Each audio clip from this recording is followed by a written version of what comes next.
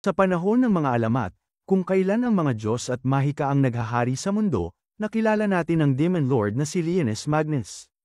Nakatanggap siya ng ulat na ang iba pang Demon Lords ay bumagsak na, at ang 6 na dakilang bayani ay papalapit na upang talunin siya.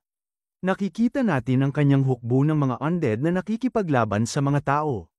Sa gitna ng labanan, isang higanteng puno ang tumubo, at isa sa mga bayani ay nakasakay dito. Pinakawalan niya ang kanyang pana, na nahati at bumagsak bilang liwanag sa larangan ng digmaan. Muling binubuhay ang mga nahulog na mandirigma. Isang dragon ang lumitaw sa panig ng mga tao at nagsimula itong umatake sa kastilyo. Habang papalapit ang mga tao, ang higanteng puno ay gumamit ng mga ugat nito upang umatake. Naghanda si Lianis na lumabas at harapin sila, ngunit pinaalalahanan siya ng kanyang tagasunod tungkol sa pangakong ginawa niya sa Diyosa ng Kadiliman na hindi pa panahon para siya mamatay.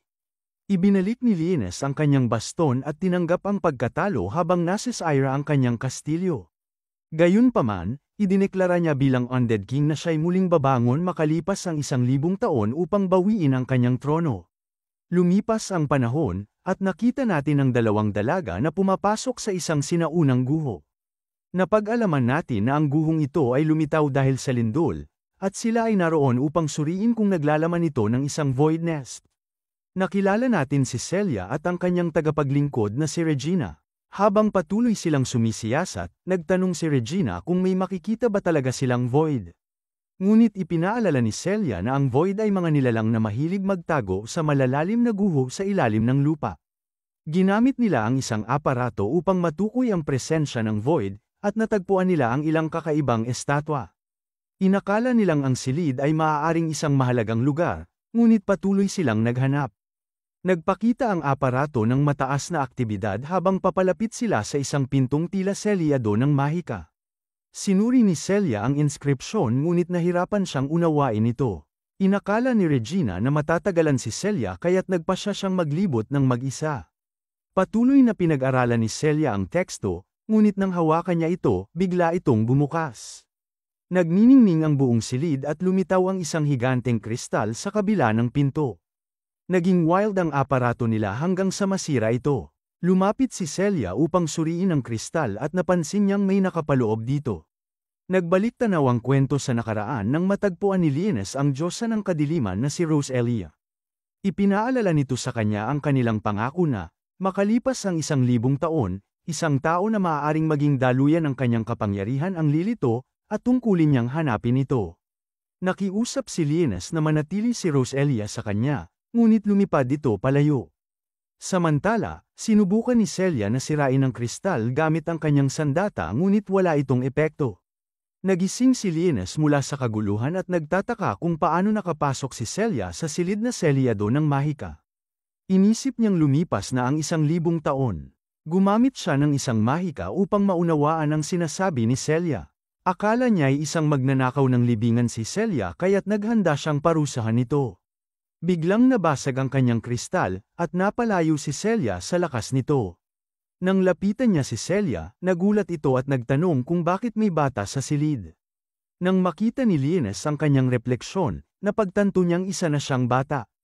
Inakala niyang nagkamali ang kanyang ritual ng muling pagkakatawang tao, at nagbalik siya sa kanyang kabataan noong siya pa ay isang bayani. Nagtaka si Celia kung ano ang ginagawa niya sa kristal at sinuri siya kung ayos lang ba siya. Nahiya si Lianis at natuklasan niyang nakikita niyang kaakit-akit si Celia. Inakala ni Celia na may amnesia siya kaya't nagpa siya itong protektahan siya. Hindi makapaniwala si Lianis na ang isang Demon Lord tulad niya ay tinatrato ng ganito, ngunit sa kabila nito, tila nagustuhan niya ang atensyon. Dahil sa gutom, nawalan siya ng malay. Nang magising si Lianis, binigyan siya ni Celia ng pagkain, ngunit nalaman niyang matagal na niyang nawala ang kanyang panlasa. Hindi niya maisip na ang kanyang katawan ay maaaring mawala ng malay dahil sa gutom. Sa tingin ni Lianis, ito'y isang kahihiyan. Gusto niyang parusahan si Celia dahil sa kawalang galang nito, ngunit naalala niya kung paano nito ibinahagi ang pagkain sa kanya. Dahil dito, naisip niyang baka hindi naman siya ganoon kasama. Ipinakilala ni Celia ang sarili bilang isang swordsman in training mula sa Holy Sword Academy. Gusto niyang malaman ang higit pa tungkol kay Lianis. Kaya ipinakilala rin niya ang sarili bilang Lianis Magnus. Napansin ni Celia na kakaiba ang kanyang pangalan. Inakala ni Lianis na kilala nito ang kanyang pangalan mula sa mga alamat. Ngunit sinabi lang ni Celia na cute ang pangalan niya at tinawag pa siyang Leo. Tinanong ni Celia kung paano siya napunta sa guho. Akala niya ay biktima si Lianis ng pagkidnap at ipinatapo ng Void. Hindi alam ni Lianis kung ano ang tinutukoy nito kaya't nagtanong siya tungkol sa Void. Nagulat si Celia na hindi niya alam. Kaya ipinaliwanag nito na ang Void ay mga kaaway ng sangkatauhan na biglaang lumitaw ilang taon na ang nakalilipas. Samantala, nakikita natin si Regina na nag-iimbestiga ng mag-isa. Biglang tumunog ang kanyang aparato, at gumalaw ang isang kristal. Agad niyang inactivate ang kanyang Holy Sword, handang lumaban. Samantala, ipinaliwanag ni Celia kay Lianis na marami pa silang hindi alam tungkol sa Void. Napaisip si Lianis kung anong taon na, ngunit nalito siya dahil iba na ang kalendaryo. Sinabi na lamang ni Celia na ito ang ika-X taon. Biglaang may pagsabog, at iniulat ni Regina ang paglitaw ng isang colossal void. Tumalon si Celia kay Lianis upang protektahan siya mula sa mga debris at sinabing huwag mag-alala. Biglang nawasak ang pader, at lumitaw ang isang overclass void. Sinubukan itong barilin ni Celia gamit ang kanyang sandata, ngunit walang epekto ito. Naghanda si Lianis na talunin ang halimaw upang protektahan ang kanyang mausoleum, ngunit natapilok siya dahil hindi pa siya sanay sa kanyang bagong katawan.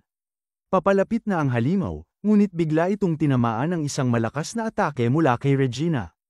Nagulat si Regina nang makita si Lianis, ngunit sinabi ni Celia na ipapaliwanag niya ito mamaya. Bumangon muli ang halimaw, kaya't pinalaki ni Regina ang kanyang sandata upang gawing isang napakalaking kanyan at tinamaan nito ang halimaw sa dibdib. Gayunpaman, nakaligtas pa rin ito. Napansin ni Lianis ang kapangyarihan ni Regina at kinumpara ito sa isang level 4 explosion spell. Sinabi ni Regina na tumakas sila habang tinatapos niya ang halimaw. Ayaw sanang iwan ni Celia ang kaibigan, ngunit iniisip ang kaligtasan ni Lianis, pumayag siyang umalis. Habang tumatakbo, napaisip si Lianis kung paano tila hindi umaayon ang lahat sa kanyang plano. Gusto niyang bumalik at talunin ang halimaw, ngunit nagpasya siyang manatili kay Celia upang matutunan pa ang tungkol sa kasalukuyang mundo. Sa kanilang pagtakbo, hinarang din sila ng isa pang void. Sinabi ni Celia kay Lianis na tumakbo, habang inihanda niya ang sarili upang labanan ito. Ngunit habang sinusubukang ipakita ni Lianis ang kanyang kapangyarihan, itinulak siya ni Celia upang iligtas siya mula sa atake ng halimaw. Nataman si Celia at napunta sa gilid, duguan at malapit nang mawalan ng buhay. Sa kabila nito, inalala pa rin niya ang kaligtasan ni Lianis, humihingi ng paumanhin sa kanyang kabiguan na protektahan siya. Sa gitna ng panganib, napaligiran si Lianis ng mga halimaw. Nang umatake sila, bigla siyang naprotektahan ng isang mahiwagang barrier. Kinuha niya ang kanyang baston at ginamit ang isang level 8 gravity spell upang durugin ang isang halimaw. Gumamit siya ng isang fireball upang tapusin ang dalawa pang halimaw, ngunit napansin niyang naiwan ang mga buto ng mga ito. Napagtanto niyang ang kanyang kasalukuyang katawan ay may isang katlong bahagi lamang ng dati niyang lakas bilang isang Demon Lord. Bagaman hindi siya interesado sa buhay ng tao, kinilala niya ang tapang ni Celia. Nagdesisyon siyang ibalik ito sa buhay. Sa kanyang ritual, lumitaw ang isang kakaibang simbolo sa katawan ni Celia. Sa kabilang banda, matagumpay na tinapos ni Regina ang halimaw at agad na sinubukang makipag-ugnayan kay Celia. Nagising si Celia at agad na niyakap si Lianis, masayang ligtas ito. Hindi makapaniwala si Lianis sa kanyang sitwasyon, isang Demon Lord na yakap-yakap ng isang tao. Iyon ang unang bagay na inaalala ni Celia. Napaisip siya kung paano siya nabuhay, at sinabi ni Lianis na hindi naman ganoon kalala ang kanyang mga sugat at ginamitan lamang niya ito ng healing spell. Naguluhan si Celia at naisip kung isa bang kapangyarihan ng isang Holy Sword ang ginamit ni Lianis.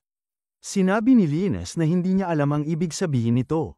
Kaya ipinaliwanag ni Celia na ang Holy Swords ay isang uri ng kapangyarihan na lumitaw sa mga tao upang labanan ang Void. Nang unang lumitaw ang Void, nagkaroon din ng mga bata na nagtataglay ng misteryosong mga kakayahan.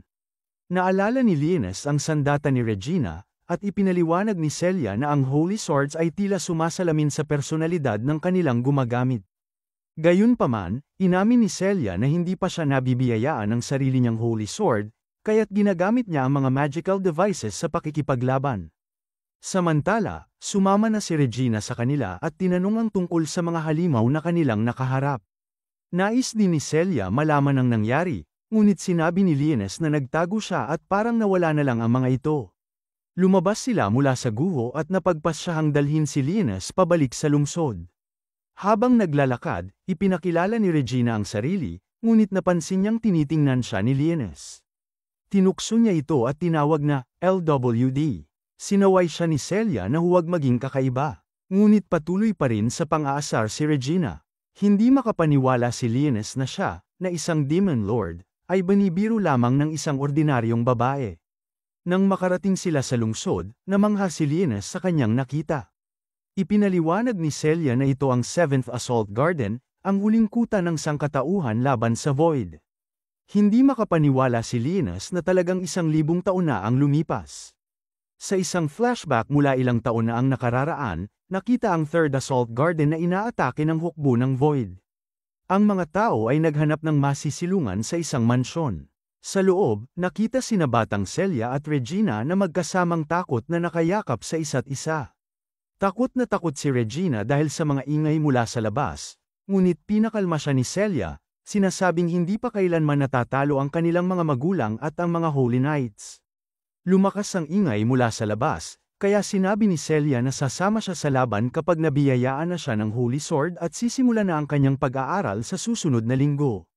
Habang lumalakas pa ang ingay, nagmamadaling pumunta si Celia sa pinto upang tulungan ang kanyang pamilya, ngunit pinigilan siya ni Regina at sinabihang magpakalma. Ilang sandali pa, sila ay nailigtas, ngunit nalaman nilang lahat ng Holy Knights ay namatay sa laban. Napaluhod si Celia at sabay silang napaiyak ni Regina. Sa kasalukuyan, napaisip si Lienes kung ang buong isla ba ay isang kuta. Ipinaliwanag ni Regina na ito rin ay isang tirahan kung saan sila nakatira at dapat protektahan. Namangha si Lienes nang malaman na ang buong isla ay gumagalaw. Ipinaalam ni Celia sa kanyang mga nakatataas na may dala silang batang refugee na dadalhin sa dormitoryo. Dagdag pa ni Celia na nagising na ang Holy Sword ng bata, na inakala niyang ginamit upang gamutin ang kanyang mga sugat.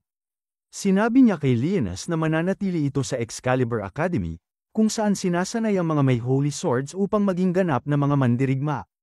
Habang naghihiwalay sila, nagpunta si Regina sa palengke. Ngunit nanatili si Celia upang ipaalam kay Lienes na kailangang pumasa muna siya sa pagsusulit bago makapasok. Samantala, nagtungo si Lienes sa banyo, nagtataka kung paano napunta sa ganitong sitwasyon ang kanyang plano at kung paano siya nakulong sa katawan ng isang bata. Tinawag niya mula sa mga anino ang kanyang mga tauhan na sina Black Keys at Sherry. Laking gulat nila nang makita ang kasalukuyang anyo ni Lienes, at si Sherry ay natawa pa, sinasabing cute siya. Ipinaliwanag ni Lienes na nabigo ang ritual ng kanyang reinkarnasyon kaya bumalik siya sa dati niyang anyo noong siya pa ay isang bayani. Sinabi niya sa dalawa na sila ay nasa isang artipisyal na isla na tinatawag na Assault Garden at inisip na may 6 pang mga isla sa paligid nito. Napansin nilang lubos na nagbago ang sangkatauhan mula noong sila pa ang pinakamahina. Inutusan ni Lienes ang dalawa na palihim na siyasatin ang isla nang hindi gumagamit ng anumang mahika habang siya naman ay mag-i-infiltrate sa akademya. Bilang isang tao, sinimula ni Lienes ang kanyang buhay sa bagong mundo sa loob ng examination room. Habang sinusuri siya, napansin niyang may mga bagay na hindi niya maintindihan at nalaman niyang kailangan niyang kontrolin ang kanyang mana. Biglang tumunog ang alarma, kaya kinuha niya ang kanyang ID card sa labasan. Ngunit bago siya makaalis, kinuha ito ni Celia upang kunan ng litrato. Ipinahayag ni Celia na kailangan niya ang ID card ni Lienes upang ma-schedule ang kanyang Holy Sword Inquiry, kaya napagpasyahan niyang siya na ang magtago nito. Habang papunta sila sa akademya, namangha si Lienes sa kapayapaan sa paligid ng isla. Ipinaliwanag ni Celia na ito ay dahil hindi pa kailanman ito nasa salakay ng Void. Habang ginagabayan siya sa paligid ng akademya, tinanong ni Lienes kung bakit may mga pasilidad tulad ng dance hall. Nagulat siya nang marinig na mas epektibo ito kaysa sa mahigpit na pagsasanay militar. Ipinakita ni Celia kay Lienes ang training grounds kung saan gaganapin ang kanyang sword inquiry, ngunit bigla siyang nakaramdam ng sakit ng ulo. Habang nag-aalalang bumalik sa kanyang training upang makamit ang kanyang Holy Sword. Napahawak siya sa sarili. Habang naglalakad sila malapit sa dormitoryo, isang binatang nagngangalang Muscle ang hamarang sa kanila kasama ang kanyang grupo. Minaliit niya si Celia at tinawanan si Linus. Napansin nilang ang mga babaeng kasama ni Muscle ay kontrolado ng kanyang holy sword, at inanyayahan niya si Celia na sumali sa kanyang harem. Tumanggi si Celia, kaya't hinawakan ni Muscle ang kanyang buhok. Sa galit ni Linus, gumamit siya ng isang spell na nagpatamba kay Muscle at pinaluhod ito.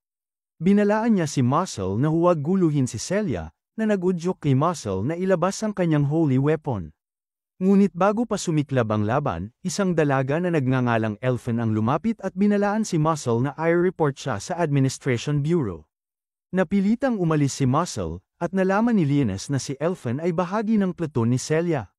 Ipinaliwanag ni Elfen na hindi siya nakasama sa kanilang ekspedisyon dahil naantala siya sa pagsuri ng kakaibang magical reaction na naramdaman sa isla. Sinabi niyang magsasagawa ang isang investigative team ng mas malalim na pagsisiyasat. Lumipat ang eksena sa isang lumang bahay na tinatawag na Hard Dorm, ang dormitoryo ng platoon ni Celia. Ipinaliwanag ni Celia na ang mga quarters ay itinalaga sa bawat platoon base sa merit system. Dinala niya si Linus sa itaas at tinanong ni Linus kung ayos lang bang tumira siya sa dormitoryo ng mga babae. Sinabi ni Celia na walang problema dahil mukha lang siyang bata. Pinuntahan ni Celia si Linus sa banyo upang ipakita ang shower. Namangha si Linus sa init ng tubig sa shower. Habang nililinis siya ni Celia, sinabi niyang malaya si Linus na pumili ng anumang platoon, ngunit sana ay piliin niyang sumali sa kanya. Tinanong ni Linus kung bakit gusto niyang lumaban kahit wala siyang holy sword. Habang nagpapaliwanag si Celia, bigla siyang nawala ng malay. Agad na inaktiba ni Linus ang isang simbolo sa katawan ni Celia na nagbalik ng kanyang malay. Sa pagkagulat, uminom si Celia ng dugo mula sa leeg ni Linus. Nagulat si Celia sa kanyang ginawa. Ngunit ipinaliwanag ni Linus na hindi niya talaga siya ginamo, namatay siya at binuhay muli bilang isang undead vampire gamit ang level spell. Sinabi niyang ang pag-inom ni Celia ng dugo ay para mapunan ang kanyang mana. Sa isang flashback mula 2 taon na ang nakaraan, nakita si Celia na nahihirapan sa pakikipaglaban sa mga robot sa training facility. Sinubukan siyang pigilan ni Muscle at inanyayahang sumali sa kanyang platoon, ngunit tinaboy siya ni Regina. Sinabi ni Regina na kapag nagising na ang holy sword ni Celia, madali na nitong haharapin ang mga gaya ni Muscle. Ngunit sinabi ni Celia na hindi yun ang dahilan kung bakit gusto niyang magkaroon ng holy sword. Sa kasalukuyan, nagising si Celia mula sa pagkakatulog at ipinahayag ni Linus ang kanyang tunay na pagkatao bilang isang muling isinilang na sinaunang sorcerer. Sinabi niya kay Celia na ginamit niya ang isang mataas na antas na spell upang buhayin siya, kaya siya naging isang undead vampire. Ikinwento ni Celia ang tungkol sa Void Stampede sa kanilang bayan na naging dahilan ng pagiging ulila nila ni Regina. At kung paano sila kinalinga ng akademya. Dagdag pa ni Celia, sumasali siya sa mga mapanganib na misyon upang mapabilis ang paggising ng kanyang holy sword. Tinanong niya si Linus kung posible pa bang magising ang kanyang holy sword bilang isang vampire. Hindi sigurado si Linus, ngunit tiniyak niyang mas malakas na si Celia ngayon. Biglang kumulo ang tiyan ni Linus, at nahiya siya sa kanyang katawan bilang tao. Sa cafeteria, sinubukan niyang bayaran ang kanyang pagkain gamit ang isang gintong barya. Sinasabing kaya nitong bilhin ang buong menu. Nagulat si Linus nang malaman na ang Assault Garden ay tumatanggap lamang ng mga credit bilang pambayad. Napag-alaman niyang bumaba na ang halaga ng ginto sa makabagong panahon, na ginawang walang halaga ang lahat ng kanyang naipon. Sa kanilang paglalakad, nakita nila ang isang grupo ng loan shark na nangongolekta ng bayad mula sa isang dalaga. Nang hindi makapagbigay ng bayad ang babae at humiling na maghintay ng 1 linggo, naging bastos ang mga loan shark. Ngunit nagulat sila nang biglang gumamit ang dalaga ng kahoy na espada upang itaboy sila. Ipinakilala ang dalaga bilang si Sukuya, isa pang miyembro ng platoon ni Celia. Humingi siya ng paumanhin kay Celia dahil hindi siya nakasama sa kanilang exploration trip. Inamin niyang nagpunta siya sa sugal matapos ang kanyang mga klase. Sinabi ni Sukuya na narinig na niya si Linus mula kay Aline, at pinuri ni Linus ang kahusayan ni Sukuya sa paggamit ng espada. Ipinaglibre ni Celia ng tanghalian ang grupo. Naitanong ni Linus kay Sukuya kung bakit kakaiba ang kanyang kasuotan. Ipinaliwanag niyang ito ay kasuutan ng kanyang nakatatandang kapatid mula sa kanilang bayan na nawasak ng Void. Nangako siyang wawasakin niya ang lahat ng Void bilang paghihiganti. Habang nagkukwentuhan, napag-alaman din na si Sukuya ay isang compulsive gambler. Dalawang dalaga ang lumapit sa kanya para singilin ang inutang niyang pera, ngunit gumamit siya ng mga palusot upang iwasan ang pagbabayad. Sa training facility, ipinakilala si Alto, isang babae na naatasang magsagawa ng Holy Sword Inquiry para kay Lianes. Tinawag ni Lianes ang kanyang staff at ipinaliwanag na ito ay isang support weapon. Sa ikinagulat ng lahat, madali niyang winasak ang 3 Void Simulator robots. Sinabi ni Alto na nangangailangan ito ng mas detalyadong pagsisiyasat. Biglang dumating si Muscle at nagmungkahi na subukin ang kakayahan ni Lianes sa pamamagitan ng laban sa kanya. Sumang-ayon sila sa laban, ngunit nang makita ni Celia na ang buong platoon ni Muscle ang haharap kay Lianes, nagpahayag siya ng intensyon na lumaban para sa kanya. Pumayag si Muscle, ngunit may kondisyon, kung matalo sila, kailangang sumali ni Celia sa kanyang platoon. Tinanggap naman ni Lianes ang alok, at sinabing kung sila ang manalo. Hindi na sila guluhin ni Muscle kailanman. Nagsimula ang laban sa ilalim ng pangangasiwa ni Alto. Agad na pinabagsak ni Celia ang karamihan sa mga miyembro ng platoon ni Muscle. Habang nakikipaglaban si Celia sa 2 babae, sinunod ng isa sa mga miyembro ang utos ni Muscle na atakihin si Lianes. Gayunpaman, nagawa siyang pigilan ni Lianes gamit ang isang shadow summoning spell. Dumating si Regina, na nahuli dahil natulog ng sobra, at nagulat sa nasaksihan. Natalo ni Celia ang karamihan sa platoon ni Muscle. Ngunit bago niya maabot si Muscle, ginamit nito ang kapangyarihan ng kanyang Holy Sword upang igapos si Celia at tanggalin ang kanyang sandata. Lumapit si Muscle kay Lianes, ngunit bago pa siya umatake, nagising ni Celia ang kanyang Holy Sword, the last remnant of the Crystalia family. Sa kanyang desperasyon na protektahan si Lianes, nakatakas siya sa gapos ni Muscle at ginamit ang kanyang bagong sandata upang sirain ang Holy Sword ni Muscle, pati na ang kanyang kontrol sa kanyang mga miyembro. Naging normal muli ang mga miyembro ng platoon, at sumuko si Muscle. Tumakbo si Regina papunta kay Celia at niyakap siya sa tuwa habang pumapalakpak ang mga tao. Sa dormitoryo, nagpasalamat si Celia kay Lianes at sinabing bilang isang tagasunod niya, ipagtatanggol niya ito. Gayunpaman, hiniling din niyang palakasin pa siya ni Lianes.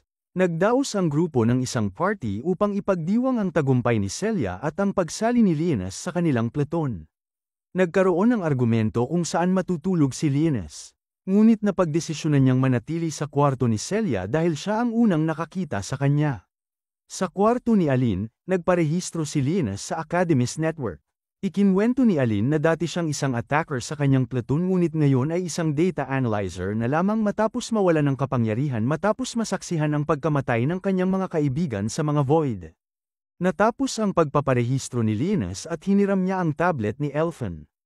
Tiningnan niya ang mapa ng mundo sa tablet at inalala kung ano ang itsura nito noong kanyang panahon. Napansin niyang ang Void ay karaniwang lumalabas kung saan naganap ang sinaunang mga labanan. Mula sa kanyang anino, lumitaw si Black Keys at iniulat na ang buong lungsod ay pinapatakbo ng isang napakalaking mana crystal na tinatawag na power plant. Bigla ring lumitaw si Sherry, na nagulat na ang pangalan ni Lianes at ang digmaan ay nakalimutan na ng mga tao, na kanyang ikinagulat. Samantala, sa ilalim ng isla, nakita ang mga diver na naghahanap ng posibleng pagsiklab ng Void. Bigla silang inatake ng isang nilalang na parang puno, na tumawag sa pangalan ni Lianes. Sa ilalim ng kalendaryong Holy God, nasaksihan natin si Lianes, ang bayani ng Holy Sword, na patungo sa isang quarry upang alisin ang mga gargoyle na nagpapahirap sa mga tao roon. Sinabi ng kanyang gabay na siya ay isang kagalang-galang na tao dahil handa siyang harapin ang mga halimaw, habang ang iba pang 6 na bayani ay abala sa pagbabantay sa Imperial City. Nang makarating sila sa lugar kung nasaan ang mga halimaw, nalaman ni Lianes na siya pala ay nilinlang ng kanyang gabay. Lumabas ang isang grupo ng mga sundalo at mabilis siyang ginapos ng mga ito.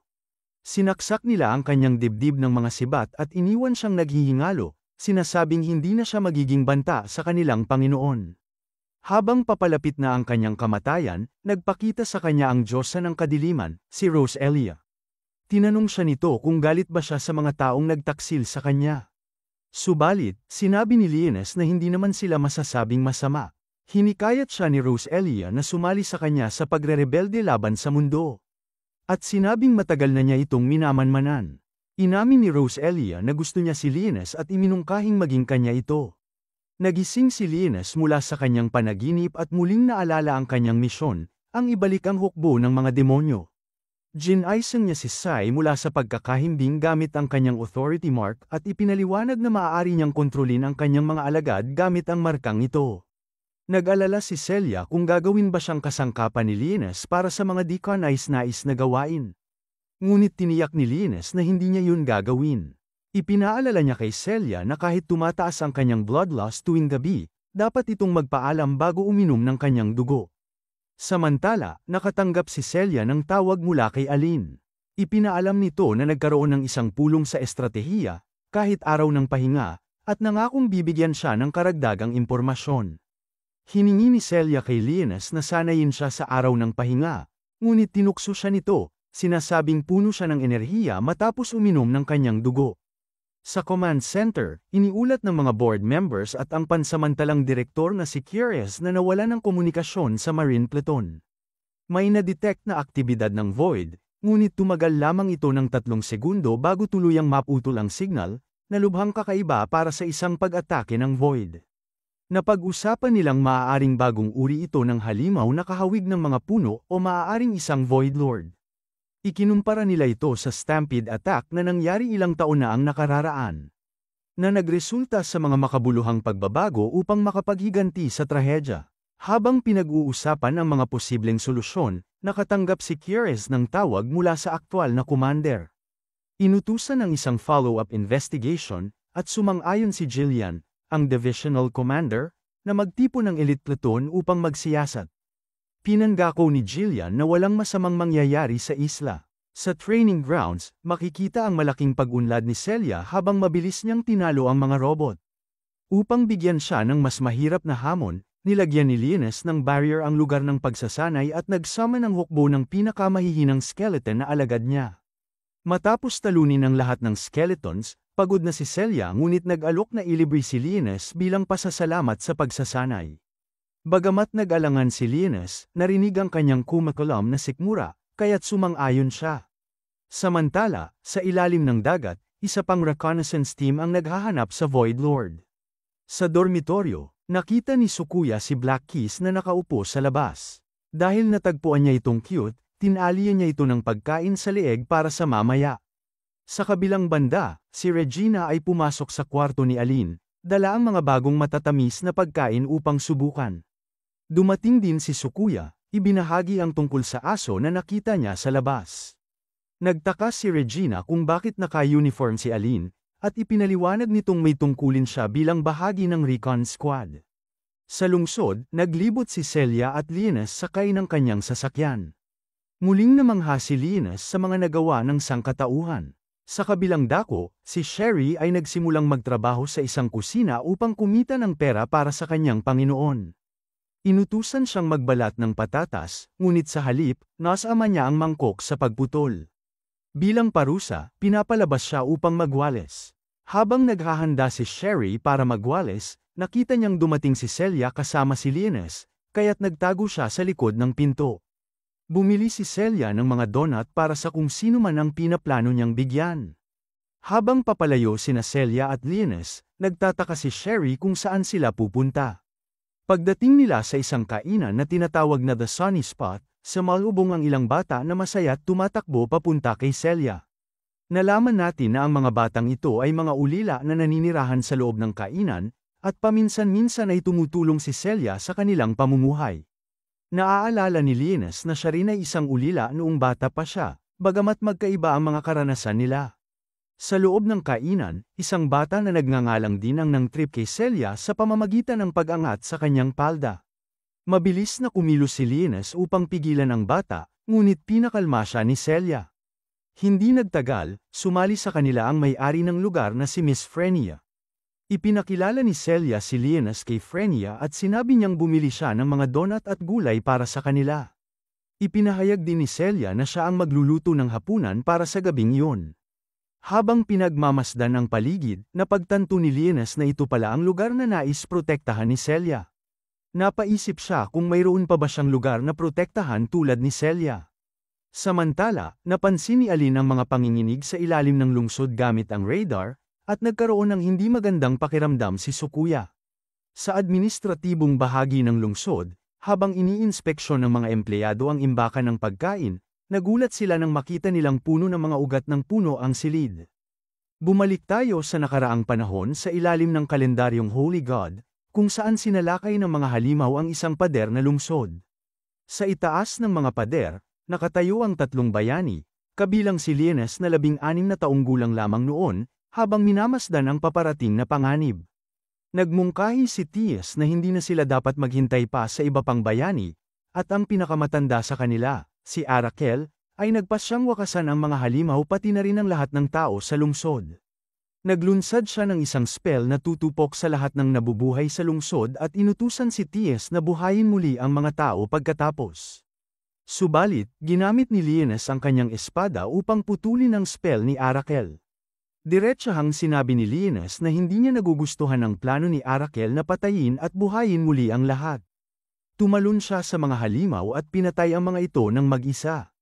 Ang mga tao sa lungsod ay nagdiwang at nagpalakpakan para sa kanya, ngunit nagbabala si Arakel na balang araw.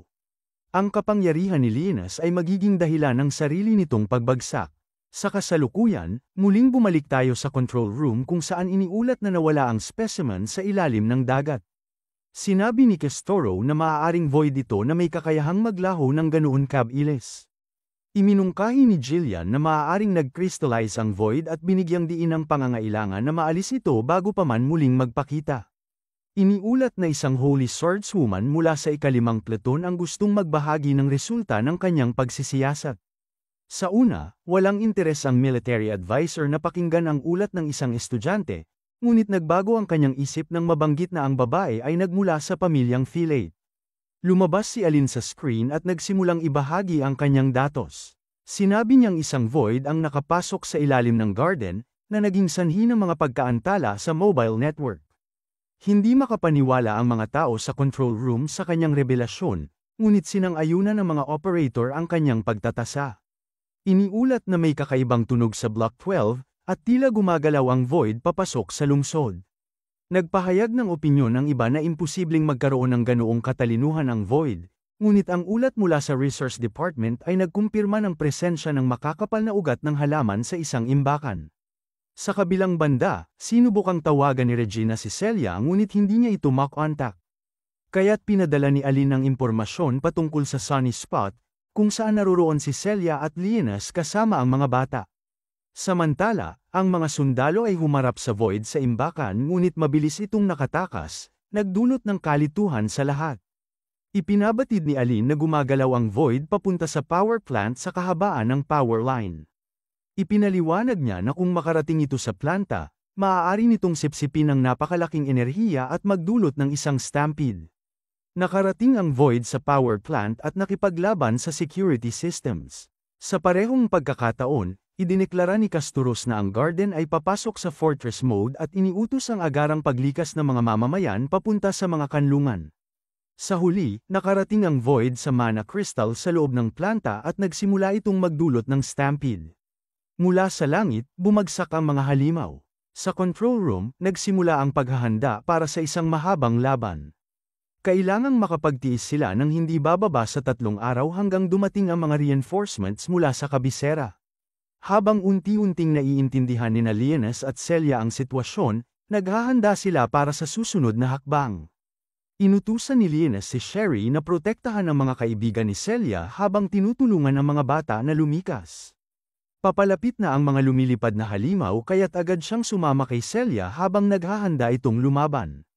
Sa isang iglap, naputol ni Celia ang 2 sa mga halimaw gamit ang kanyang espada, habang mabilis namang sinunog ni Lienes ang iba pa.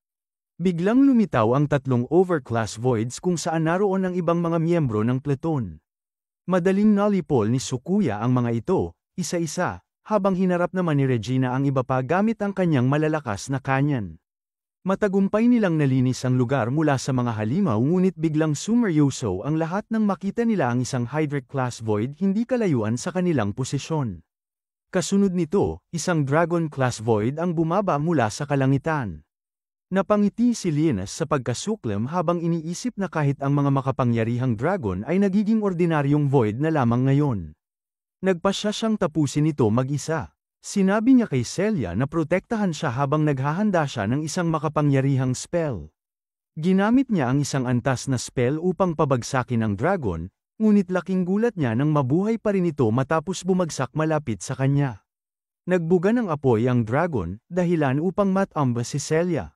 Sa gitna ng kaguluhan, biglang lumitaw si Black Keys mula sa anino upang pigilan ang dragon at bigyan ng sapat na oras si Linus upang matapos ang kanyang spell. Habang inaantala ni Black Keys ang dragon, nagawa ni Linus na mag-cast ng isa pang spell at tuluyang mapatay ang halimaw. Ngunit hindi nagtagal ang kanilang tagumpay. Nagsimulang umalag ang lupa, at nagkaroon ng malaking bitak mula rito. Biglang lumabas ang makakapal na sanga. Kinuha si Celia, at mabilis siyang hinayla pababa. Mabilis na tumakbo si Linus papunta sa bitak, ngunit mas maraming sanga ang lumitaw upang harangan ang kanyang daan. Ang mga sanggang ito ay nagtipon at bumuo ng isang halimaw na nagsalita, binanggit ang pangalan ni Linus.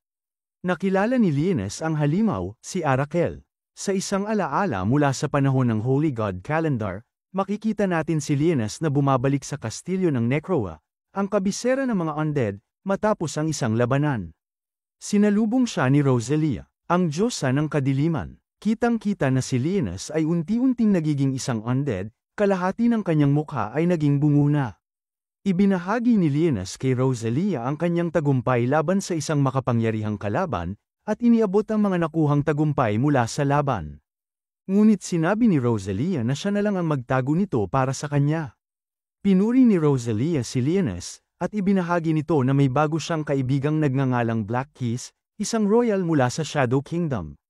Nagkaroon ng kasunduan sina Linus at Black Keys. Tinutulungan ni Linus ang Shadow Kingdom sa gitna ng kanilang sigalot kapalit ng mga spell na itinuro sa kanya. Sa kabila nito, inilahad ni Rosalia ang kanyang handgerang bigyan si Linus ng regalo at ipinakita ang kanyang dating holy sword noong bayani pa siya. Sa tingin niya, hindi na ito angkop para kay Linus kaya't pinalitan niya ito ng demon sword at ibinigay ito sa kanya. Sa kasalukuyan, magkasagupa sina Linus at Arakel. Pinigilan ni Linus ang tangka ni Arakel na magsama ng mas maraming void sa pamamagitan ng fire magic. Napilitan si Arakel na umatras sa ilalim ng lupa. Agad namang sinuri ni Linus ang mark of control ni Celia upang malaman kung buhay pa siya. Nang makita niyang naroon pa ang marka, nangako siyang tuluyang wawasakin si Arakel. Lumabas si Black Keys mula sa anino, at nag-usap sila ni Linus tungkol sa posibilidad na buhay pa rin si Rosalia dahil buhay pa rin si Arakel. Gumamit si Linus ng spell at nag-assign ng ilang sundalo upang bantayan ang mga bata habang siya naman ay tutuloy upang iligtas si Celia. Natagpuan ni Black Keys ang isang communication device na nalaglag ni Celia, at narinig nila ang boses ni Aline na tinatawag si Celia, hinihimok siyang sumali sa labanan laban sa Hydra-class Void. Ipinaliwanag ni Linus na dinukot si Celia ng mga Void at hiniling niyang gamitin ni Aline ang kakayahan ng kanyang Holy Sword upang hanapin ang kinaroroonan ni Celia. Binalaan ni Aline si Linus na mapanganib ang kanyang plano at iminungkahi na hintayin na lang ang iba pang platoon, ngunit iginiit ni Linus na wala silang oras na masayang. Sa pamamagitan ng kanyang Holy Sword, nahanap ni Aline ang lokasyon ni Celia, nasa power plant siya. Kaagad na nagtungo sina Linus at Black Keys upang iligtas siya. Samantala, sa ibang bahagi ng lungsod, halos matamaan si Aline ng atake ng Hydra ngunit biglang sumulpot si Sherry upang tulungan siyang patayin ang halimaw. Ginawa ito ni Sherry nang hindi nagpapakita, kaya't ang lahat ay naiwan na nagtataka kung ano nga ba ang nangyari. Sakay ni Linus si Black Keys patungo sa planta, at tinanong siya ni Black Keys kung bakit niya pinipiling protektahan ang mga tao. Inamin ni Linus na nagustuhan na niya ang mga tao sa kabila ng kanilang kahinaan. Pagdating sa planta, ginamit nila ang isang malakas na pagsabog para makapasok, at agad na sinalakay ni Linus si Arakel gamit ang fire magic. Gayunpaman, hindi naapektuhan si Arakel dahil sa kanyang kakayahang mag-regenerate. Sinabi ni Arakel na dapat ay namatay na siya libu-libong taon na ang nakalipas. Sumagot si Linus na hindi ito namatay, kundi naselyohan lamang ang kanyang kaluluwa. Iginiit ni Arakel na nagbago na ang mundo at muling mabubuo ito kasabay ng tinatawag niyang empty star. Nagulat si Linus sa sinasabi ni Arakel at nagtanong kung ano ang kanyang tinutukoy, ngunit hindi ito pinansin ni Arakel at nagpatuloy sa pagsasabing siya ang napili upang magdala ng mabuting balita. Biglang lumitaw ang maraming mukha mula sa mga sanga, na ikinabigla ni Linus nang mapagtanto niyang ang mga mukha ay mula sa mga pari ng Sacred Order na in-assimilate ni Arakel. Samantala, sa malalim na bahagi ng planta, nakagapos si Celia ng mga sanga habang unti-unting sinisimula ng mga ito ang pag-atake. Sa kanilang pagdepensa, napansin ni Linus at Black Keys na mabilis na nauubos ang kanilang mana, at inisip nilang si Arakel ang dahilan ng pag-drain nito. Lalong naging mahirap ang sitwasyon nang magsimulang sumama sa laban ang lahat ng mga mukha sa mga sanga. Napagtanto ni Linus na ang tanging paraan upang magtagumpay ay ang matagpuan si Celia at gisingin ang kanyang kapangyarihan. Sa gitna ng laban, ginamit ni Linus ang dugo niya upang balutin ang isang earpiece at nagsimulang hanapin si Celia. Samantala, si Celia, na pinapagana ng kanyang kagustuhang protektahan ang lahat, ay nagkaroon ng biglang paggising. Ang dugo ni Linus ay nagsanhi ng pag-usbong ng mga tinik na samira sa ilang mga sanga na umaalipin sa kanya. Nalaman ni Linus ang kinaroroonan ni Celia at inasinta ang earpiece patungo sa kanya. Tumama ito, binubuhay ang kanyang kapangyarihang vampire. Nakalaya si Celia mula sa pagkakagapos at muling nagkita sila ni Linus. Agad na naglaho si Black Keys upang mag-recover, habang nagtanong si Celia kung ano ang ginawa ni Linus. Ipinaliwanag niya na binigyan niya ito ng kaunting dugo. Nagpasya silang harapin si Arakel, na kasalukuyang naghahanda ng napakaraming level spells na kayang magdulot ng matinding pagkawasak. Hiniling ni Linus kay Celia na protektahan siya habang inihahanda niya ang kanyang susunod na hakbang. Gamit ang kanyang blood manipulation, ipagtanggol ni Celia ang kanilang posisyon laban sa mga halimaw habang inilabas ni Linus ang kanyang demon sword na Dance Leah. Lumabas ang sikreto ng demon sword, maaari lamang itong gamitin kung ang gumagamit ay protektahan ang kanyang kaharian. Kaya idineklara ni Linus na ang 7th Assault Garden ay ang kanyang kaharian. Ginagawa ang lahat ng mga mamamayan nito bilang kanyang nasasakupan. Nangako siyang ipagtatanggol sila. Habang nasorpresa si Black Keys na pumayag ang Dance Leah sa kanyang deklarasyon, iginiit ni Arakel na imposible ang baguhin ang kapalaran ng mundo. Ngunit determinado si Linus na sakupin ang kanyang tadhana. Gamit ang isang makapangyarihang teknik sa espada, sinalakay ni Linus si Arakel at tuluyang pinabagsak ito. Sa pagkatalo ni Arakel, tumigil ang paglitaw ng mga bagong void, at unti-unting naglaho ang mga natitirang halimaw. Sa control room, hindi makapaniwala ang lahat na matagumpay nilang napigilan ang stampede. Pinaghihinalaan nilang nasama sa meltdown ng planta ang Void Lord, na dahilan ng kanyang tuluyang pagkawasak. Samantala, bumalik sina Linus at Celia sa lupa kung saan sila sinalubong ng mainit na pagbati mula sa kanilang mga kasamahan sa Pluton. Nagdiwang sila sa katotohanang ligtas na ang lahat. Pagbalik sa dormitoryo, humiga si Linus sa kanyang kama habang dinalhan siya ni Celia ng mga sandwich at isang medalya na ginawa ng mga bata mula sa Sunny Spot House. Nahihiya siyang humiling ng kaunting dugo kay Linus, kaya't inalok niya ang kanyang daliri. Ngunit biglang dumating ang iba pang miyembro na ikinahiyang maigi ni Celia. Sinubukan niyang ipaliwanag ang sitwasyon, ngunit hindi kumbinsido ang iba. Matapos ang pag-atake sa 7th Assault Garden, sinimulan ang pagsasaayos ng lungsod. Pansamantalang ginamit ang mga solar panel upang gawing mana ang sinag ng araw bilang kapalit ng nasirang planta. Samantala, nagpunta si Linus sa vault, nag-uudyok ng pagnanais na matuto pa tungkol sa lupaing idineklara niyang kanyang kaharian. Ngunit hinaranggan siya ng artipisyal na espiritu sa gate at sinabing kailangan niya munang kumuha ng pahintulot mula sa Administration Bureau. Dumating si Regina mula sa likod at kinantsawan siya. Tinanong siya kung bakit naroon siya. At nagsinungaling si Linus na nag-aaral siya ng sinaunang wika upang mabasa ang mga nakasulat sa vault. Ang mga inskripsyon sa mga dingding ng mga guho kung saan natagpuan si Linus ay naglalaman ng mahalagang impormasyon. Tinulungan siya ni Regina na makapasok sa vault sa pamamagitan lamang ng pagtitig dito. Sa loob ng vault, tinanong ni Linus kung paano niya nagawa yon. Ngunit ngumiti lamang si Regina at sinabing isa itong simpleng salamangka. Hiniling niyang manatili itong lihim.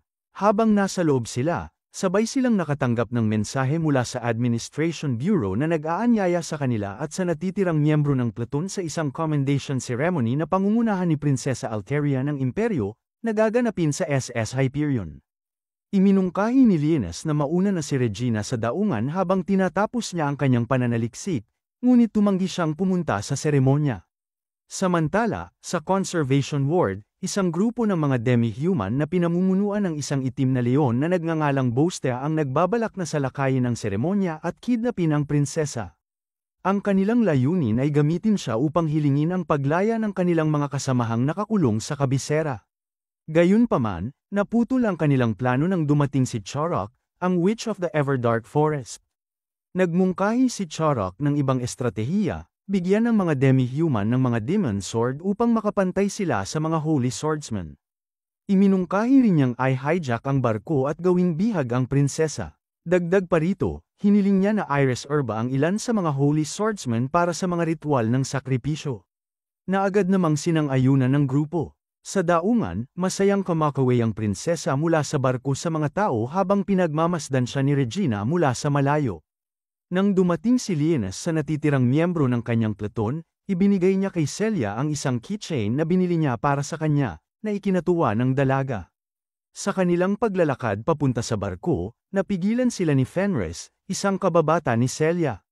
Tinukso niya ang platoon sa pagiging tamad, na agad ikinainis ni Celia. Nagkaroon sila ng mainit na pagtatalo bago sila inawat ni Aline. Bago umalis si Fenris, binati niya si Celia sa paggising ng kanyang holy sword. Samantala, ang mga demi-human ay tahimik na nakapasok sa barko mula sa dagat, kung saan pinakamahina ang seguridad. Ginamit nila ang uniforme ng mga sundalong kanilang pinaslang upang magpanggap. Sa itaas na palapag, masayang nagre-relax ang ibang miyembro ng platoon habang si Lienes naman ay abala sa pagbasa ng impormasyon mula sa vault. Doon niya natuklasang sinadyang burahin ang ilang bahagi ng kasaysayan. Lumapit si Sherry at ibinahagi ang mga impormasyon na kanyang nalikom tungkol sa barko. Pinuri siya ni Lienes at binigyan ng tsuro bilang pasasalamat, na ikinadismaya ni Sherry dahil sa tila simpleng gantimpala. Habang binabasa ni Lienes, nilapitan siya ni Celia at inaya siyang sumama sa kanya para sa isang swimming lesson. Pumayag si Lienes, ngunit agad niya itong pinagsisihan dahil nahirapan siyang mag-focus dahil sa suot na swimsuit ni Celia. Samantala, naghahanda ang prinsesa upang magbigay ng talumpati.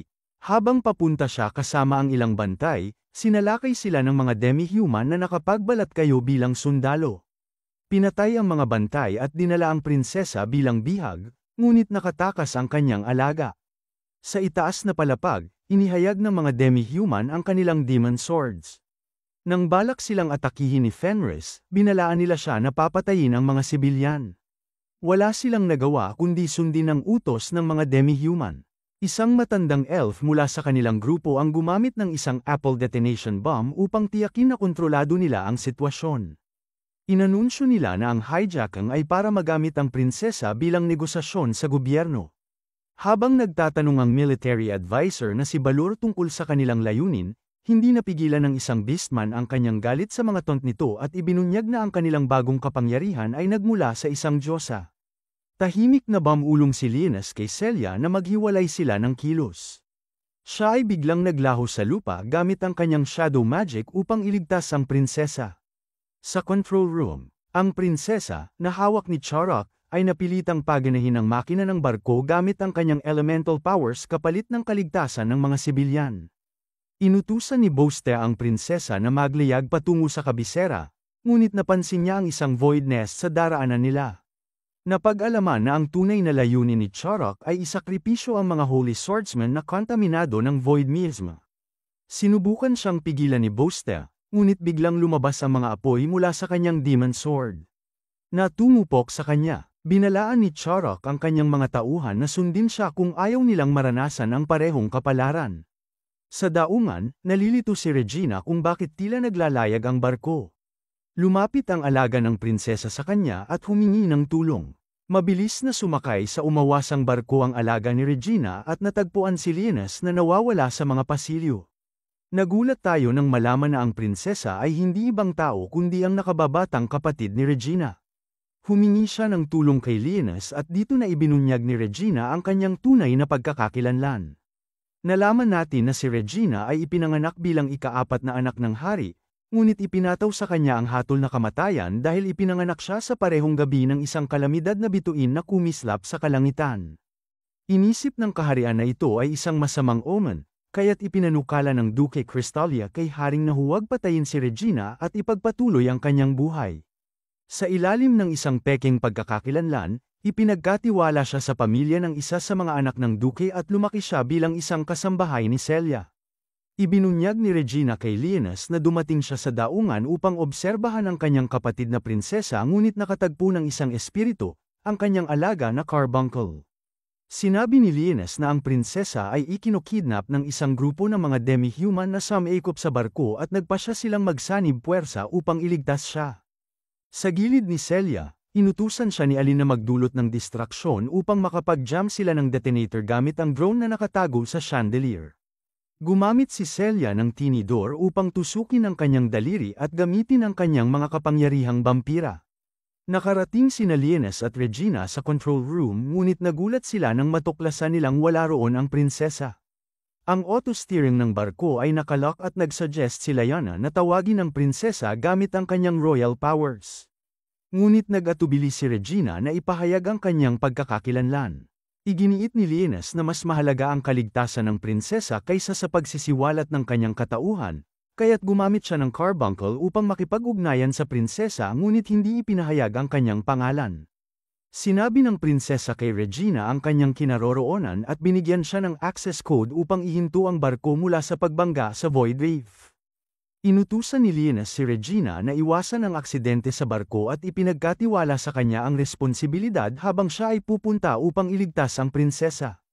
Sa hostage room, nagawa ng mga babae na makawala at maglunsad ng atake laban sa mga hijackers. Inutusan ni Aline si Jans upang magbigay ng bombing signal gamit ang kanyang drone, habang si Celia naman ay gumamit ng kanyang dugo upang i-splice ang detonator. Inwasan nila ang mga hijackers at nailigtas ang mga bihag, ngunit nagulat sila nang makita nila na ang barko ay nasa gitna ng Void Reef. Habang papalapit ang mga Merman-class voids, naghanda ang mga babae para sa laban. Nagpatuloy ang labanan at nakipaglaban sila sa mga monsters habang ang mga sibilyan ay nililikas. Nagpadala si Linus ng mensahe kay Iya upang magbigay ng backup kay Regina sa control room at gamitin ang susi na ibinigay niya sa kanya. Sinabi niya na siya ang haharap sa mga voids at nakita niyang kinuha na ang prinsesa gamit ang isang sasakyan panghimpapawid. Nagligtas si Celia kay Regina mula sa mga void monsters habang ang iba pang mga babae ay nakaharap sa isang brain eater na mas malakas pa kaysa sa mga merman voids. Ngunit iginiit ni Sukuya na siya na lamang ang aaksyon upang tapusin ang brain eater. Habang ang mga babae ay umalis mula sa silid kasama ang mga sibilyan, nakita nila si Sukuya na gamit ang kanyang demon sword upang labanan ang brain eater. Pagdating nila sa core ng barko, pumasok si Regina gamit ang Code Star Calamity. Tuwang-tuwa si Regina nang malaman niyang naaalala siya ng prinsesa sa ganitong paraan habang binabaliktad ang barko. Habang si Linus ay nagbabalik sa sasakyan ng prinsesa gamit ang kanyang shadow magic, pinalibutan niya ito ng mga fireballs at ipinagmamalaki ang pagbabayad puri sa mga kaaway ng kanyang kaharian. Habang si Fenris at Elfine ay napapalibutan ng mga voids, dumating si Sherry at niligtas sila sa isang iglap nang hindi nagpapansin, kaya't ang mga tao ay naguluhan. Sa kabilang silid, nakatapos na si Sukuya sa kanyang laban sa Brain Eater at hinarap si Linus, na ibinunyag na siya ay ang Demon Lord kay Sherrick. Ngunit hindi siya naniwala, madali niyang pinigilan ang mga spell ni Sherrick at ginamit ang kanyang magic upang atali siya. Pinagtanong ni Linus si Sherrick at inamin niyang layunin niyang mag-alok ng mga demon swords na nilikha mula sa mga holy swordsmen na nahulog sa kasamaan sa Diyos ang si Lana. Tinanong ni Linus ang pangalan ng Diyos, ngunit bago pa siya makasagot, tinaga siya ng Tsar, isang legendary blade na kilala sa pagpatay ng demon lords. Nalaman natin na ang blade ay naging isang void lord sa kasalukuyang panahon. Gumamit si Linus ng isang level 8 fire spell laban sa Tsar, ngunit inabsorb ito ng blade. Nag-attack ang Tsar kay Linus gamit ang teleportation at nakipaglaban siya upang pigilan ito, habang si Regina ay pinagmamasdan siya mula sa isang kamera. Inactivate ni Regina ang mga armas ng barko. na agad na naglunsad ng mga putok patungo sa Void Lord at sa mga kalaban sa paligid. Habang tinatamaan siya, inilunsad ni Regina ang isang missile patungo sa Void Lord, at nagtagumpay itong magdulot ng ilang pinsala. Isang pang-missile ang inilunsad, ngunit ito ay pumutok sa ere, at doon lumitaw si Celia mula sa loob, na sumanib sa laban kasama si Lianes. Hiniling ni Lianes kay Celia na patagilid ang atensyon ng mga normal na voids habang siya ay naghahanda upang gamitin ang kanyang demon sword. Gamit ang isang lihim na teknik ng espada, inatake ni Lianes ang Void Lord gamit ang isang matalim na slash, na nagdulot ng isang napakalaking pagsabog ng enerhiya sa barko at tuluyang nagwakas sa Legendary Blade. Pagkatapos ng laban, sa daungan, pinasalamatan ng prinsesa ang Platon para sa kanilang mga pagsisikap, ngunit mapansin nilang wala si Lianes. Tinanong ng prinsesa kung nasaan siya, at sinagot nila siya na hindi nakarating si Lianes dahil siya ay may sakit. Nang tanungin tungkol sa espiritu na tumulong sa insidente, sinabi nila na hindi siya makararating, ngunit ang pinakamagandang hiling ni Regina para kay Lianes ang nagpasaya sa prinsesa. Si Lianes naman ay pagod na, at ang buong katawan niya ay nananakit. Bisitahin siya ni Regina na may dalang pagkain bilang pasasalamat, at bilang tanda ng kanyang pagpapahalaga sa pagtulong ni Lianes na muling pagtagpuin siya sa prinsesa, hinalikan pa siya ni Regina. Samantala, isang grupo ng mga sundalo ang humahabol sa mga demi-humans na nagtatago sa ilalim ng lupa. Nadiskubre sila ng mga sundalo, na nagsasabing sila ay inaresto, ngunit bigla silang naging bato nang lumitaw ang isang misteryosong lalaki na gumamit ng spell upang pilitin silang magpatira pa. Ipinakilala ng lalaking ito ang kanyang sarili bilang ang Demon Lord at ipinaliwanag na ang mga sundalo ay babalik din sa normal, na nangangako siyang bibigyan sila ng isang lugar ng kanlungan kung magsusumpa sila ng katapatan sa kanya. Kaya't pumayag ang mga sundalo na sumama sa kanyang layunin. At tinawag niya silang Devil Wolves. Ginawa niyang isang underground labyrinth ang kanilang taguan, na nagsabing hindi ito makikita ng mga sundalo upang magamit nilang daanan upang makaligtas. Habang tumanggap ng tawag ang Demon Lord, napansin niyang may naghahanap sa kanya, kaya't iniwan niya ang lugar. Pumunta si Celia sa dorm at nakita niyang napapaligiran ang kanilang lugar ng mga uwak, na napansin niyang attracted sa mga vampira. Inisip niya na baka matulungan siya ni Lianes, kaya't nagsimula siyang maghanap para sa kanya. Ngunit nang pumasok siya sa kanyang kwarto, nakita niyang si Sherry ang naglilinis, na nagdulot ng kalituhan kay Celia. Ngunit biglang nawala si Sherry, kaya't inisip ni Celia na baka ito ay ilusyon lamang. Tinawagan niya si Lianes upang sabihing naghahanap siya sa kanya, ngunit tinanggihan siya ni Lianes sa telepono, kaya't nagdesisyon siyang maligo. Samantala, bumalik ang Demon Lord sa kanyang silid at tinanggal ang kanyang disguise, na nagpakita na siya pala si Lianes. Nalaman natin na siya ay nagbabalak na muling buuin ang kanyang demon army at nag-recruit ng mga demi-human. Umaasa na magiging kapaki-pakinabang sila sa kanya. Pumasok siya sa silid ni Celia at nakita siyang nagbibihis, kaya't agad siyang nag-sorry. Ngunit si Regina ay nakita sila at inisip na siya ay nakikialam sa kanilang pribadong sandali. Sa hapagkainan, binanggit ni Regina ang rumor na ang kanilang dormitoryo ay tinatayang may multo, na may mga nagsasabing may itim na aso at batang babae na nagpapakita. Inisip ni Celia na ang batang babae ay ang multo na nakita niyang naglilinis sa kwarto ni Lianes. Ngunit pinawi ito ni Lianes, sinabi niyang siya ay nag-iimahinasyon lamang. Nang tanungin siya ni Regina kung saan siya pumunta, sinabi niyang siya ay nagpre-prepare para sa laban ng araw na iyon at ayaw niyang mabaigo si Celia. Ibinunyag ni Regina na ang kanilang platon ay makakalaban ang platon ni Fenris, at alam nilang magiging mahirap ang laban. Ngunit determinado si Celia na magtagumpay. Nagsimula ang laban at nagawang sirain ni Celia ang bandila ng kalaban. Napansin ni Elf na may mga umaatake mula sa isang distansya at pinuntahan ni Regina ang lokasyon nila. At pinaputok ito sa pamamagitan ng sniper. Si Sukuya ay nagtakda ng pagpapalayo upang magsanhi ng diversion habang sirain ni Celia ang mga bandila ng kalaban, ngunit nakatagpo siya ng mga Frost Wolves, at isa sa kanila ang kumagit sa kanya, dahilan upang siya ay mapatid. Lumabas si Fenris at sinabi niyang nakita nilang nasubukan ni Celia ang kanilang plano, kaya pinatakbo nila si Sukuya para habulin ang mga wolves habang ang kanilang mga attackers ay pinupuntirya ang mga bandila ng kalaban. Nais niyang ipanalo ang laban sa pamamagitan ng pagkatalo kay Celia, kaya't naghanda siya para sa laban, at iniutos sa kanyang mga kasama na makipaglaban kay Lianes. Si Fenris ay sumugod kay Celia at nagawang itulak siya pabalik, at pagkatapos ay tinawag ang kanyang mga wolves upang gamitin ito para pigilan si Celia. Habang ang kanyang kasama ay sinubukang magpaputok kay Lianes, nagawang eye-block ito ni Lianes at ginamit ang isang spell upang manipulahin ang kanyang anino, gamit ito upang higpitan at stranggulahin ang kalaban. Sa kabila ng lahat ng ito, nagawa pa ring makawala ni Celia at mabilis na sumugod kay Fenris, kung saan nagawa niyang mapatumba siya gamit ang kanyang lakas. Napansin ni Lianes ang lakas ni Celia at iniisip niyang siya ay nakatakdang maging kanyang kanang kamay. Sa huli, nanalo sila sa laban.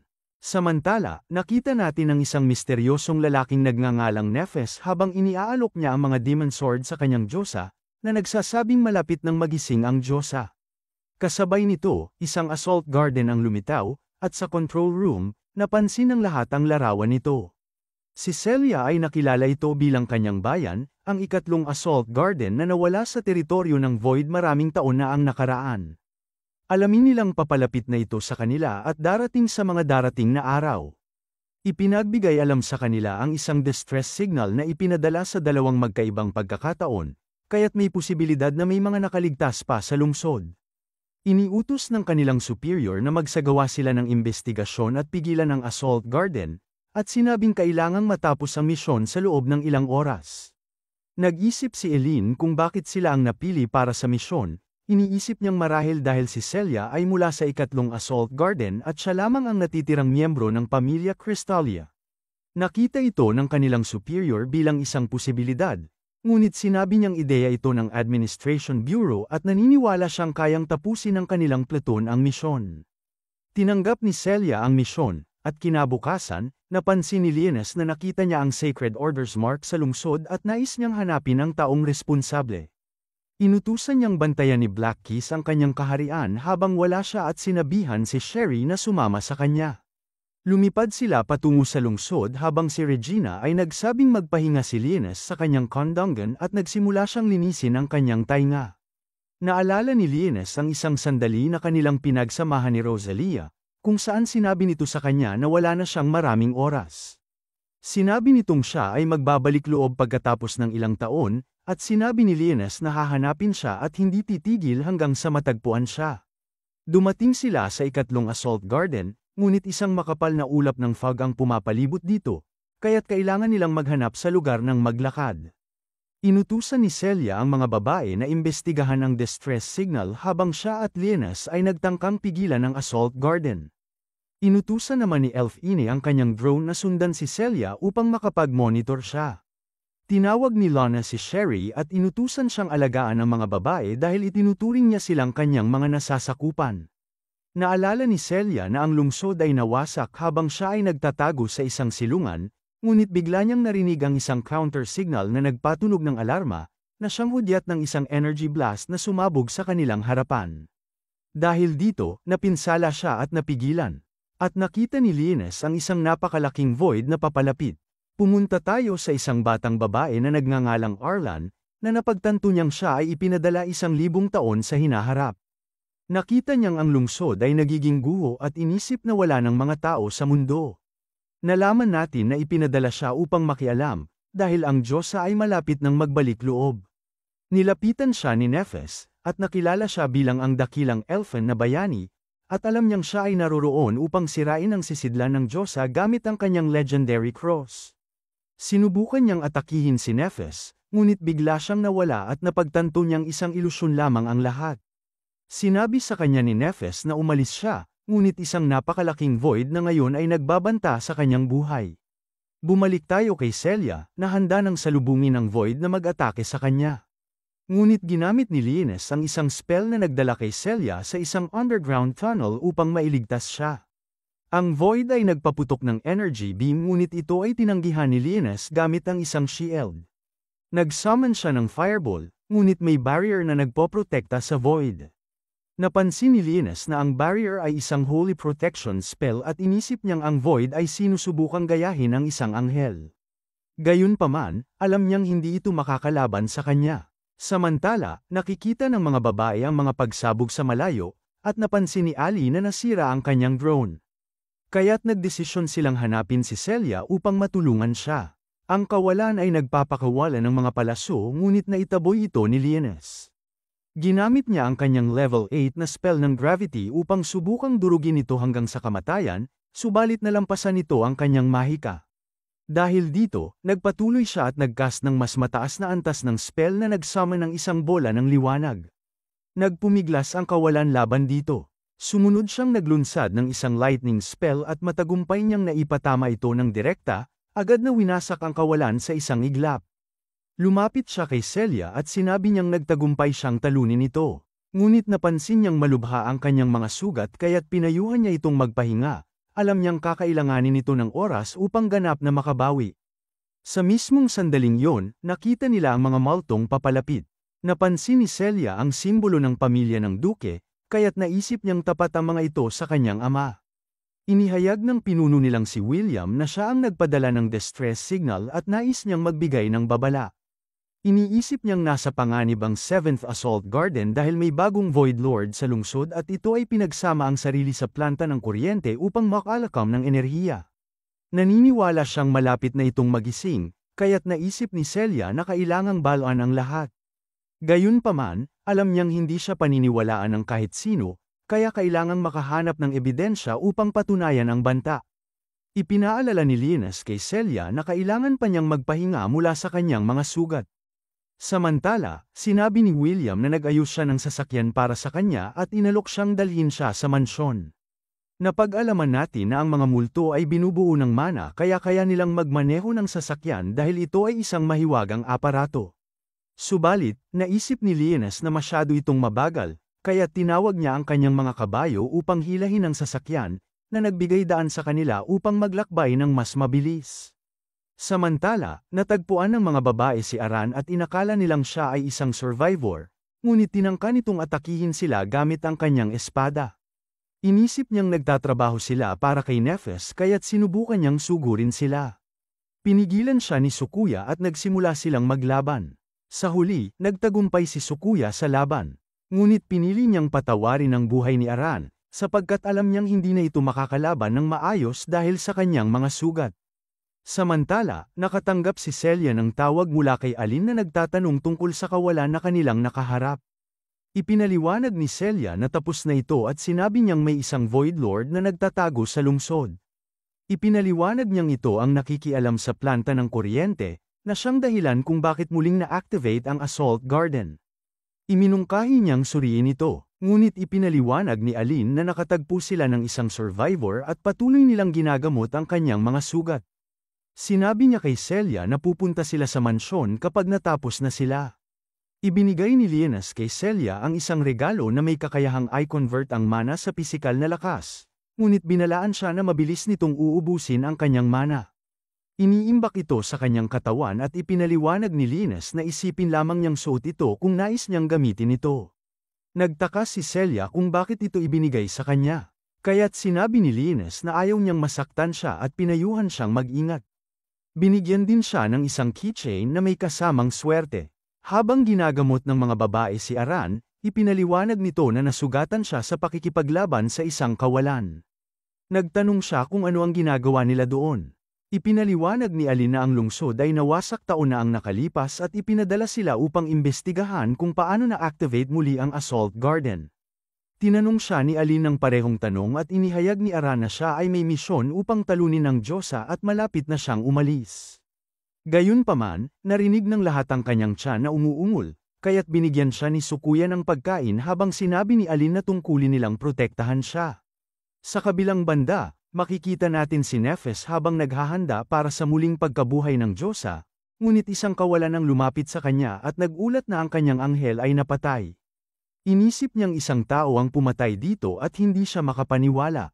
Iniisip niyang ang sino mang gumawa nito ay isang malaking banta, kaya't nagpasya siyang makialam.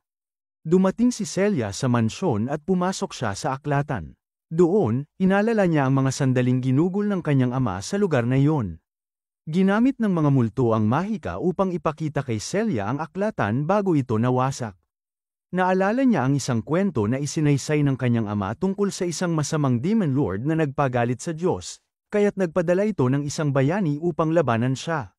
Sinabi ng kanyang ama na ang Demon Lord ay tuluyang natalo, ngunit hindi siya sigurado kung yun nga ang tunay na katapusan ng kwento.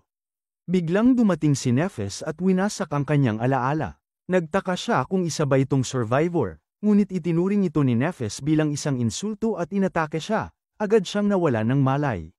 Sa isang flashback, makikita si Celia habang sinasabihan siya ng kanyang ama na lumikas patungo sa kanlungan.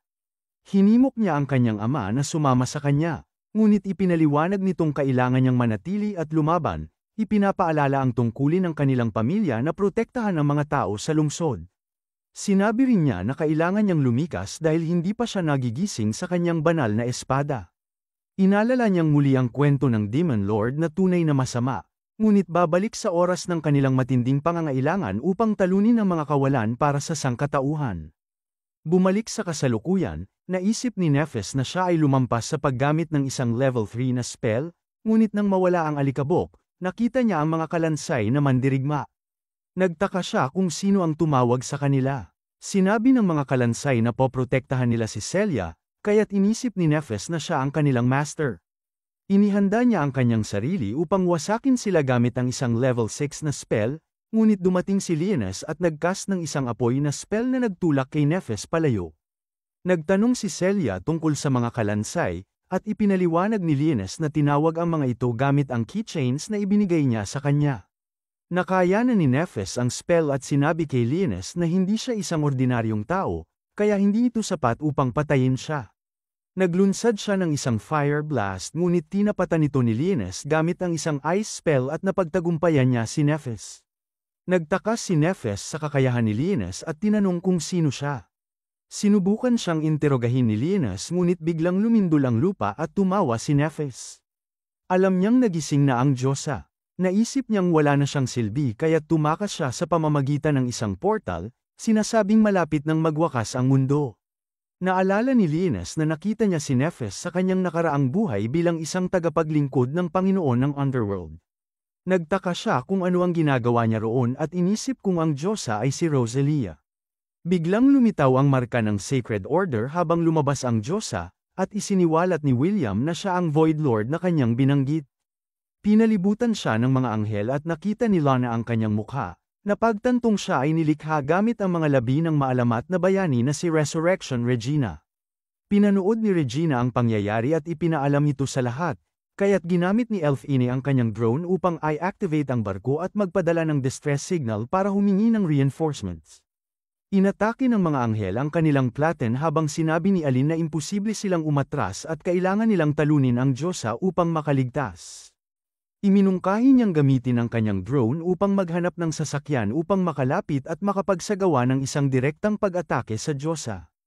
Nakipaglaban ang lahat sa mga anghel, winasak ang kanilang mga katawan, ngunit mabilis itong nag-regenerate. Gumamit si Elfine ng isang scan at natuklasan niyang ang ulo ng mga anghel ang kanilang kahinaan. Sinimulan nilang targetin ang ulo na nagbigay daan upang talunin ang mga ito. Naalala ni Lianes na si Resurrection ay may kakayahang ibalik ang buhay, na nagpapaliwanag kung bakit mabilis na nag-regenerate ang mga anghel. Habang tumatagal ang labanan, napansin ni Lianes na papalapit na ang Diyosa sa kanila. Natagpuan ni Aline ang ilang mga sasakyan kaya't hiniling niyang takpan siya ng iba habang ini-activate niya ito. Naglunsad si Lianes ng isang fire spell na Samira sa maraming anghel.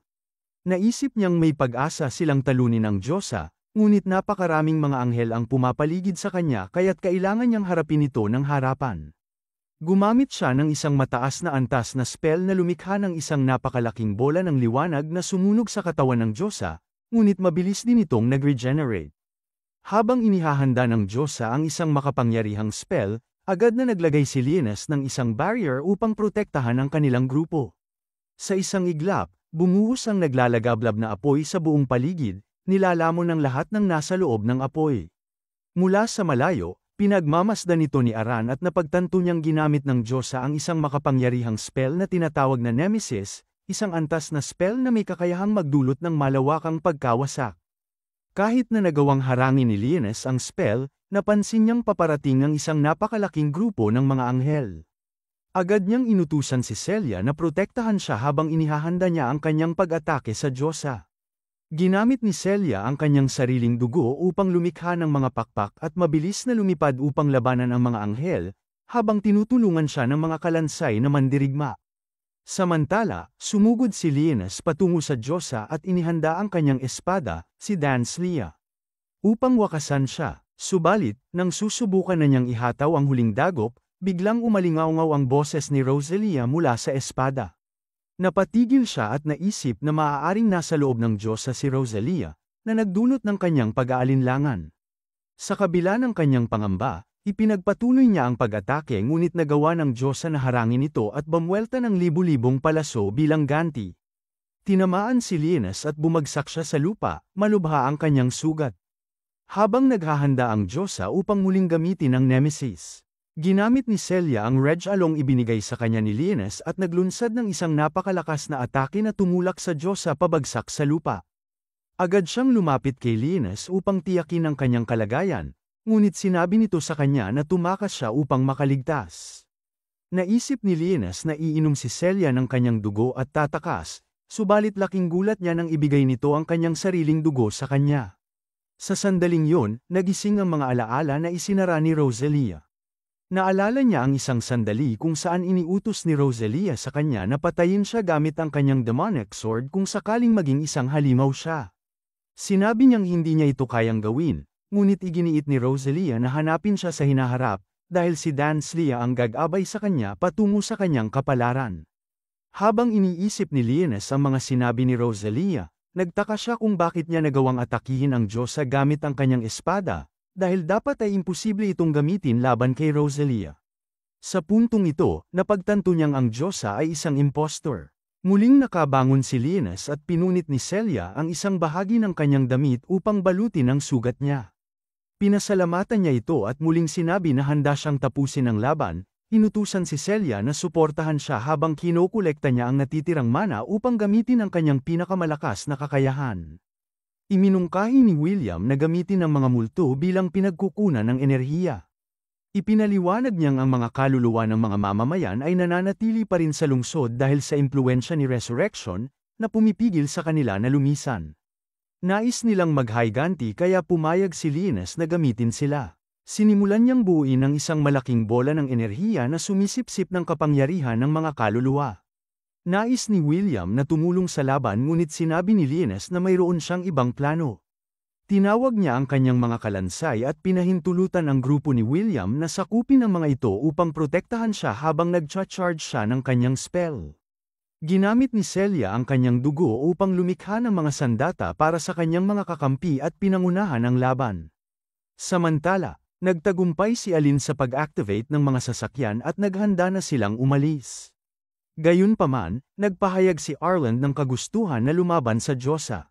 Pinayuhan siya ni Regina na siya ay nasugatan, ngunit isang anghel ang biglang umatake at pinatay niya ito gamit ang isang mabilis na suntok. Ipinaliwanag niya na ang Crux ay nilikha upang puksain ang mga Demon Lords. Alam ni Sukuya na handa siyang isugal ang lahat para sa kanyang misyon kaya't pinayagan siyang sumali ni Elfine. Nagpatuloy ang laban at napanood natin si Celia na nakikipaglaban kasama ang mga kalansay na matagumpay na winasak ang mga anghel. Lahat ay sumusuporta kay Linus habang patuloy niyang kinokolekta ang enerhiya ng mga kaluluwa, ngunit napagtanto niyang kakailanganin pa ng mas maraming oras. Sa gitna ng labanan, isang anghel ang biglang sumugod kay Celia, na nagresulta sa kanyang pagbagsak. Sinabihan siya ng mga kalansay na huwag pababayaan ang kanyang pagbabantay at huwag umasa ng labis sa kanyang mga kakayahan. Ipinaliwanag ni Celia na ang kanyang damit ay nagdudulot ng matinding pagkapagod sa kanyang katawan, ngunit determinado siyang protektahan si Linus kaya't hindi siya aatras. Patuloy na lumalaki ang bola ng enerhiya habang dumarami ang mga kaluluwang sumasanib dito, ngunit naghahanda na naman ang Diyosa upang gamitin ang Nemesis. Inihanda ng Diyosa ang kanyang Nemesis spell at alam ni Linus na kailangan niya ng mas maraming oras upang makumpleto ang kanyang mahika. Inutusan niya ang lahat na umatras habang pinapamayanihan ng apoy ng Diyosa ang buong paligid, tinutupok ang lahat sa kanyang landas. Sa kabila nito, nagawa nilang makatakas habang patuloy na nagtitipon ng enerhiya si Linus para sa kanyang spell. Samantala, sumakay ang mga babae sa kanilang mga bisikleta ngunit napansin nilang hinahabol sila ng mga anghel. Agad na tinawag ni Regina ang kanyang sandata at ginamit ito upang pabagsakin ang mga anghel. Nakita nila ang Diyosa mula sa malayo at nagpasya si Arlan na ipunin ang kanyang lakas.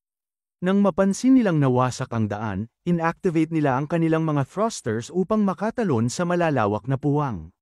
Ngunit isang napakalaking anghel ang biglang lumitaw at naghanda ng isang energy blast upang atakihin sila. Bigla na lamang itong hinayla papalayo at bumagsak sa isang gusali, agad na napaslang. Napag-alaman nilang si Cher ang nagligtas sa kanila, iniisip niyang maaaring maging karapat-dapat na kalaban ng anghel, ngunit nadismaya siya sa kahinaan nito, na lalong nagpapatunay sa kanyang lakas.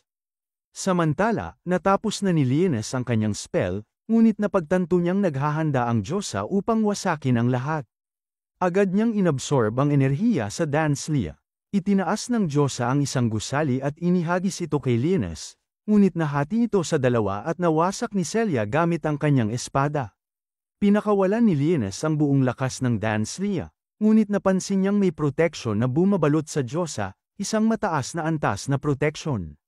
Sa mga sandaling yun, sumugod ang mga babae papunta sa Diyosa at naghanda si Arlan upang salakayin ito gamit ang Crow Axe.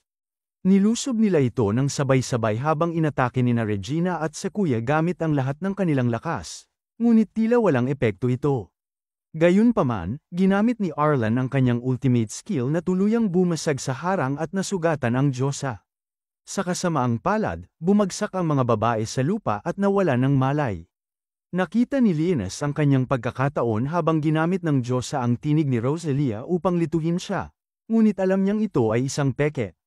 Sa wakas, ibinuhos niya ang kanyang buong lakas at pinakawalan ng isang napakalakas na enerhiya na tuluyang sumire sa katawan ng Diyosa. Sa pagkatalo ng Diyosa, natagpuan ni William at ng kanyang mga kasamahan ang kapayapaan, nagpapasalamat sa pagkakataong makapaglingkod sa kanilang huling mga sandali. Narinig ni Celia ang pagtawag ng mga babae sa kanya at nagkubli ang mga kalansay na mandirigma habang muling nagkita sina Regina at Sakuya. Ipinahayag nila kay Celia na si Arlan ang inaakalang tumalo sa Diyosa.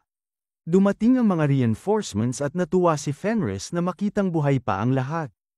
Inutusan niya ang mga mediko na bigyan sila ng pangunang lunas habang lumilipad sila pabalik sa kanilang base. Napagtanto ni Linus na si Arlan ang sumire sa proteksyon ng Diyosa, ngunit nagtaka siya kung bakit ito naroroon, alam niyang isa itong bayani. Tinanong niya si Celia tungkol sa librong binabasa nito, at sinabi nitong kwento ito tungkol sa isang Demon Lord. Nang basahin niya ito, napansin niyang siya ang tinutukoy, ngunit napansin niyang hindi ito ganap na tama, kaya't iniisip niyang isa lamang itong alamat. Pagbalik nila sa kanilang dormitoryo, nakita si Linus kasama sina Black Cass at Sherry habang pinag-uusapan nila si Nephis. Alam nilang siya ang may kinalaman sa paggising ng Diyosa. Napagpasyahan nilang kailangan na siyang harapin. Ipinahiwatig ni Sherry kay Linus na mag-ingat kay Arlan, iniisip niyang maaaring ang misyon nito ay ang puksain siya. Samantala, nagising si Arlan sa medical facility, napagtantong hindi pa siya naglalaho, kaya't naisip niyang hindi pa tapos ang kanyang misyon. Tumakas siya mula sa pasilidad, determinadong hanapin ang kanyang target. Nagselos si Sherry nang malaman niyang ibinigay ni Linus ang isang espesyal na kasuutan kay Celia. At habang nagtatalo sila, narinig ni Celia ang kanilang usapan at pumasok. Namula si Linus nang makita itong nakatapis lamang ng tuwalya, at nakiusap si Celia na bigyan siya ng kaunting dugo dahil napagod siya sa paggamit ng damit. Sa kabila ng kanyang pag-aatubili, pumayag si Linus, at agad siyang niyakap ni Celia. Habang iniisip ni Linus si Rosalia, ipinangako niyang ipagpapatuloy niya ang kanyang paghahanap para dito. Pinagnilayan niya ang muling pagbubuo ng kanyang Demon Army at pagpapalawak ng kanyang imperyo upang muling yumuko sa kanya ang buong sangkatauhan. Ngunit sa kalagitnaan ng kanyang malalim na pag-iisip, isang batang babae ang biglang nadapa at nabuhos ang popcorn sa kanya, at doon natapos ang video. Huwag kalimutang mag-like at mag-follow sa Facebook page na Anime Kwentunan, at kung gusto nyo ng full recap follow nyo na din ang ating second page na Anime Kwentunan 2.0 at magkita-kita tayong muli sa susunod na episode.